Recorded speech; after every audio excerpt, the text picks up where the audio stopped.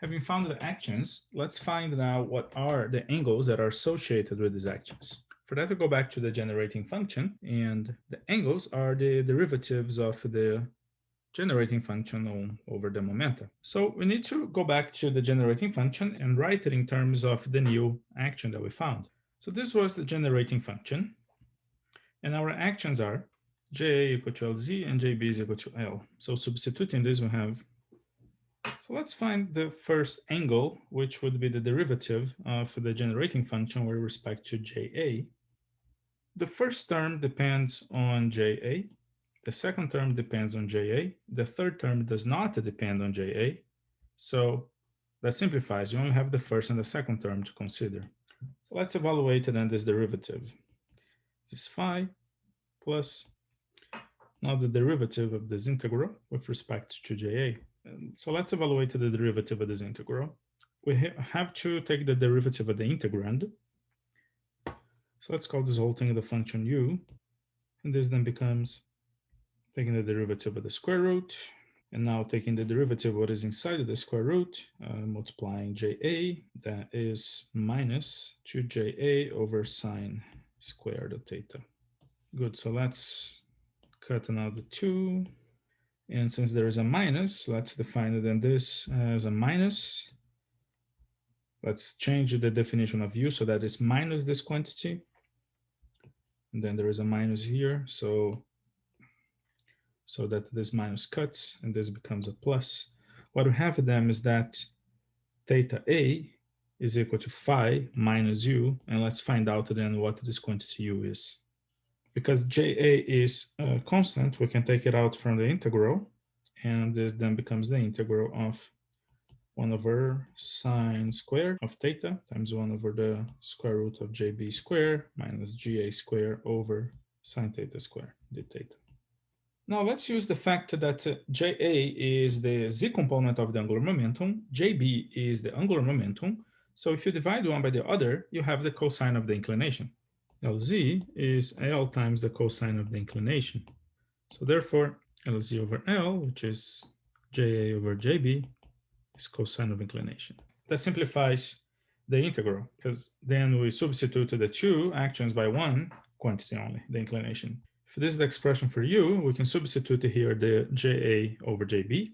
And this is, so as you see, the JA cuts to just JA, and you have what is obviously just an angle, because it's independent of the action. Let's find out what this angle is. So then you have here the integral of 1 over sine squared theta. And then let's use the secant instead of the cosine. So the secant squared inclination. And then this minus 1 over sine squared. Let's extract this. So this sine cuts with this sine squared. So the angle u is 1 over sine theta times 1 over the square root of secant of I times sine square theta minus 1. Well, now we need the geometrical transformation to solve this integral. Let's look at the geometry of the problem. So these are these angles. The angle theta here, from a pole to the position of the body. And the inclination here is the angle between the reference plane and the orbit, and they cut at the ascending node. The geometry does, if we have the longitude of the ascending node is measured from the vernal point, then what we have here is a spherical triangle, which angle is the inclination on this side, a right angle in here in the meridian. This side is 90 minus the polar coordinate, and this side is the phi coordinate minus the longitude of the ascending node. Let's call this chi. Let's use then the formula from spherical trigonometry to solve the relations between these angles. The triangle we have then is, the angle here is I, this side is chi, which is equal to phi minus the longitude of the ascending node. This side is 90 minus theta, and this is a right angle. So what we have is two sides, one opposite angle and one angle in between. We use the cotangent formula from spherical trigonometry to solve that. So let's recall the formula from spherical trigonometry for answer 503. This is the Fourier Element formula that you use when you have two sides, one opposite angle and one angle included. So what is this triangle here? Which one of these should we use? We have the triangle here. We have this right angle. Let's call it angle A. So this would be the side A. This is the angle big B. So let's call this the side little b. This would be the side little c and the side big C. So the ones that we have are the angle B, angle A, sides B and C. So little c and little c, little c, little b, and big A. The formula that we want to use then is the first one. So what I have is cotangent of 90 minus theta times sine chi is equal to the cotangent of B. B is the inclination. A is 90, so sine of 91, cosine was 0. The last one cancels, and that's the formula that we have. So isolate the sine of chi and cotangent of I over the cotangent of 90 minus theta, which is the tangent of theta, which is then the cotangent of theta. Right, so we have an expression then for sine of chi, the cotangent of I, and the cotangent of theta. Let's try to relate then these expressions that we found, cotangent I, cotangent theta, with what we have here in the denominator, which is the secant squared of the inclination times the secant square of theta. Let's first remember those trigonometric formula. The secant squared is equal to 1 plus the tangent squared, and the cosecant squared is equal to 1 plus the cotangent squared. Therefore, secant squared of I times the sine squared of theta minus 1. Let's first substitute the secant by this expression.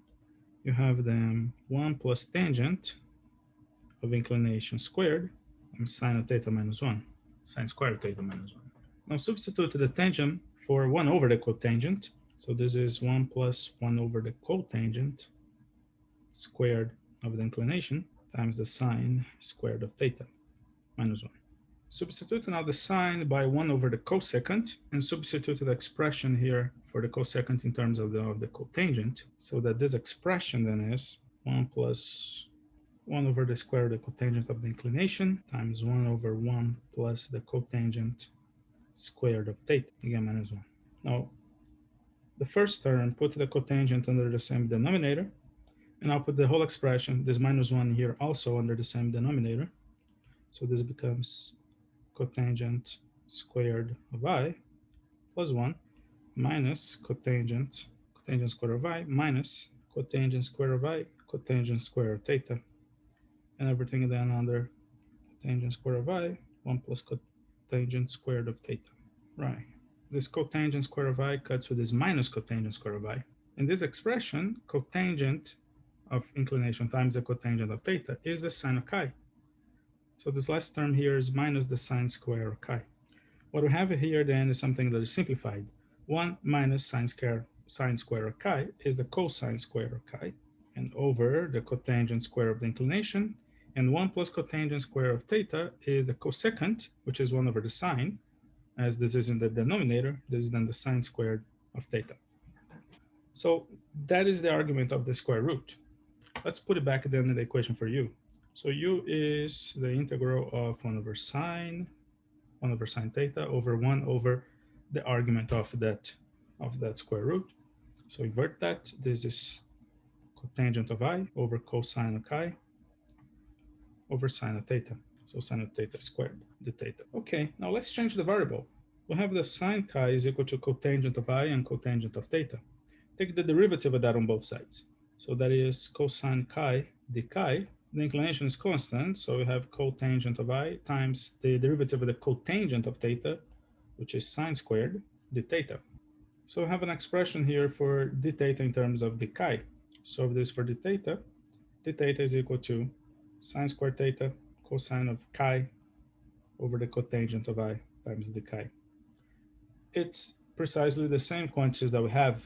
So if you substitute d theta by d chi, all of the quantities here are going to cancel out. Sine squared, cotangent of I, cosine chi.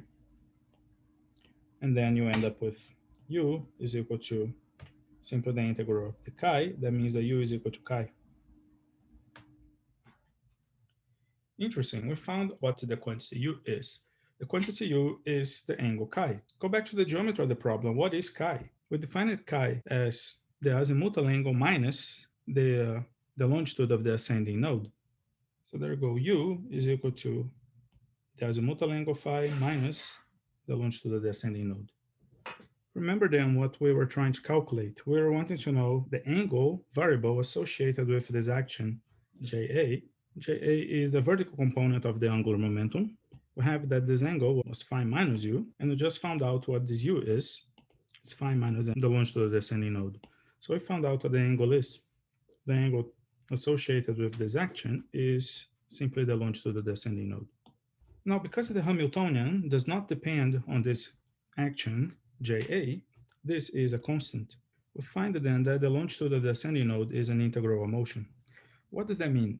That means that the line of nodes, as the body goes around in its orbit, the line of nodes does not change orientation. Ascending node and descending node happen always at the same point. The longitude of the ascending node is an integral of motion. We have our first pair then of angle action. The angle, the longitude of the ascending node, and the action is the vertical component of the angular momentum. Let's find the other two pairs.